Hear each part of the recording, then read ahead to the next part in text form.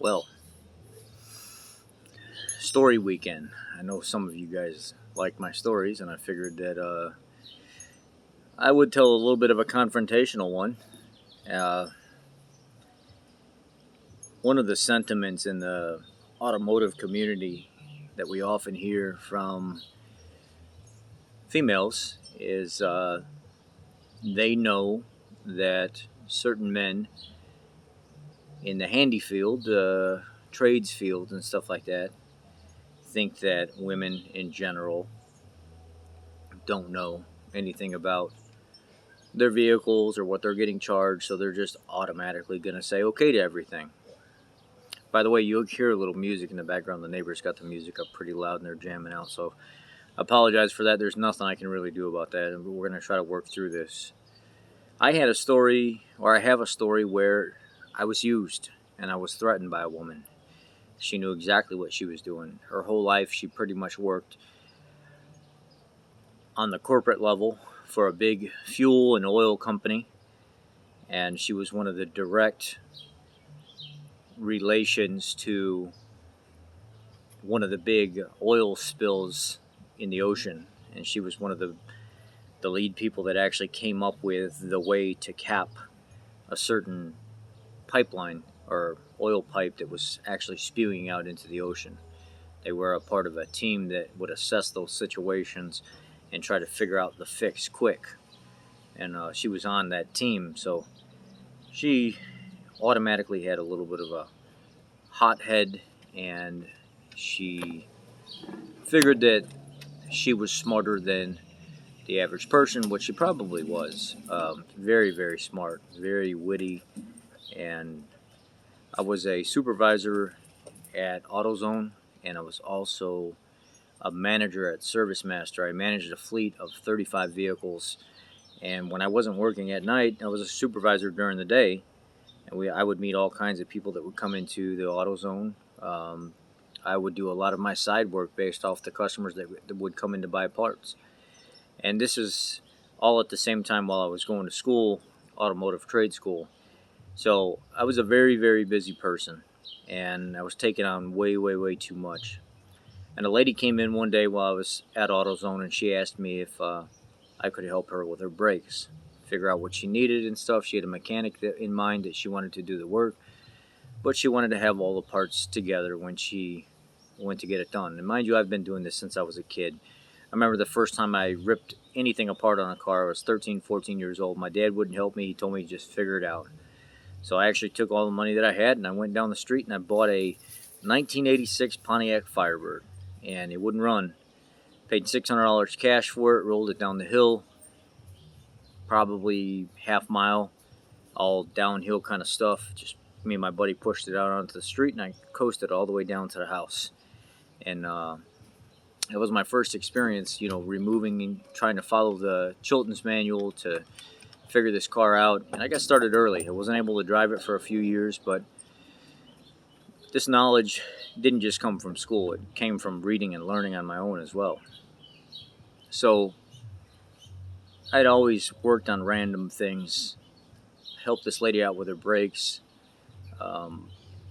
I got everything together for her brakes, the rotors, the pads, slide pins, everything that she needed I got for her. Then she took it to a guy. The guy refused to do the work. She came back to AutoZone and asked me if I did anything in my spare time or away from being on the clock at AutoZone. And I said I do. Selective on what I do, though, because I've run into a lot of customers that are cheap. They don't want to pay.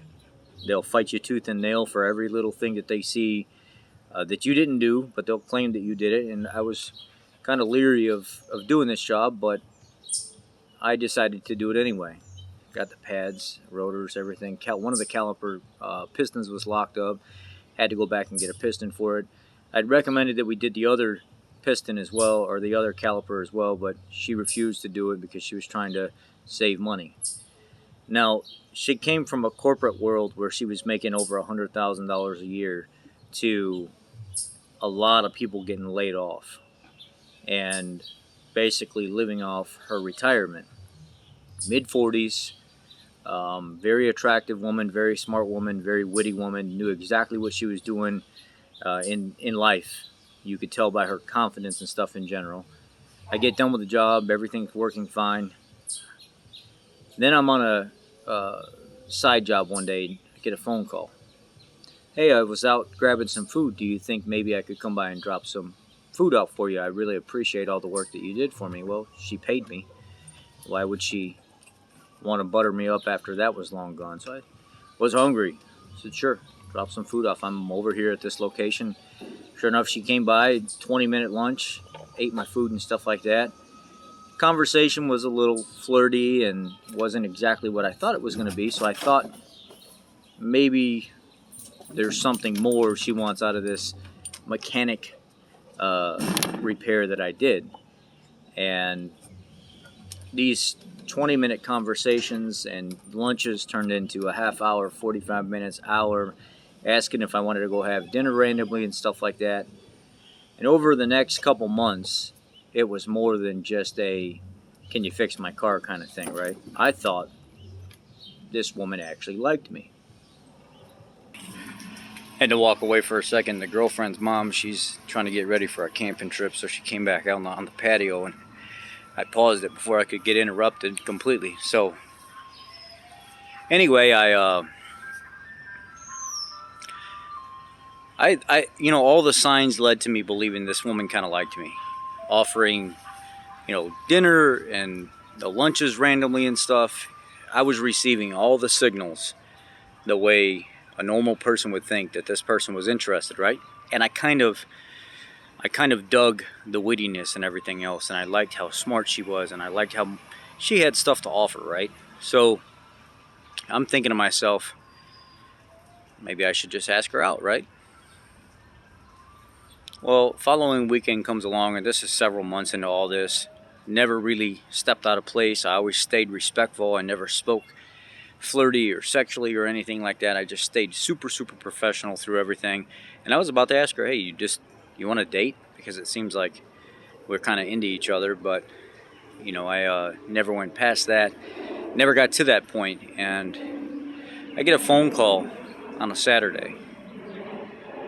And she said, hey, I'm stuck on the side of the road. I see brake fluid on the back left corner of my car.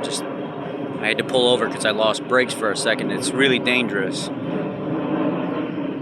So I said, okay, sure. And I hurry up and I rush out and I go get a brake line and a caliper on the same one that I expected her to say yes to on the original repair, and she said no. So I get a brake line, I get a caliper, I get a big tall thing of .3 brake fluid right on the side of the road, pull the tire, put the caliper, can of brake clean everything off, crack the bleeder, pour a bunch of brake fluid in, and just kind of let it gravity bleed out, and then tighten everything back up, get her back on the road. She didn't have enough money or whatever at the time. When right there, she didn't have no cash on her, so I said, look, I spent like $60 on the caliper and like $30-40 on the brake line. Just pay me back tonight. When you get home, or stop by and bring back the money. Week goes by, 2 weeks go by, no call, no nothing. And I'm like, what the heck is going on here, man? I just don't understand how it went from her buying me lunch and doing nice things and stuff like that to all of a sudden not even calling me back, nothing at all. So about 3 or 4 weeks go by, still no call, no nothing, and I'm like, you know what? I need my money, man. It's not even that big a deal, but I want my money. And then she says, well, if that's the case, then I'm just going to put a bunch of reviews on your AutoZone site as you're sexually harassing me. And you're coming on to me when I was an AutoZone customer. And you're advancing at me inappropriately and stuff. And I said, what, are you kidding me? I've never even stopped out of line. I never tried to hug you. I never tried to kiss you. I never tried to do anything. You're asking me to bring me lunch. You're asking to do all these nice things for me. You're taking me out to dinner and stuff like that. And I'm the one that's being inappropriate. Everything that you've done over the last few months, you've shown me in some kind of similarity that you actually are interested in me, and you kind of are wanting something to go beyond that. I don't know if it's just sexual. I don't know if it's dating. I'm not sure what it is. And she says, I'm going to report you. And I said, so what? Basically, this is you not paying me my money and my labor for what I had in fixing your car when I originally told you to begin with that this should be done. Well, I'm not paying you anything. Thanks for fixing my car, and hung up the phone. You got to be careful with getting involved with customers in any kind of way and not having money up front when you do jobs, especially side jobs.